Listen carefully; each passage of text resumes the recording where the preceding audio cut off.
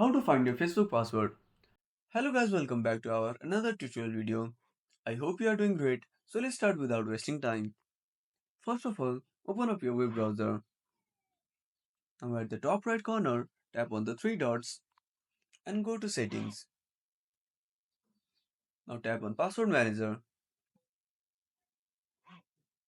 Here you can see your saved password. If your password doesn't show up, go back to your home screen, open up your settings. Now scroll down to the bottom, tap on Google.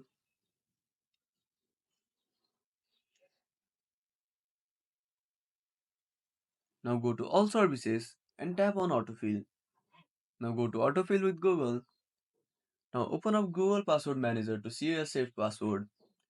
So by following this simple step, you can find your Facebook password. Thank you for watching our tutorial. I hope you liked our content.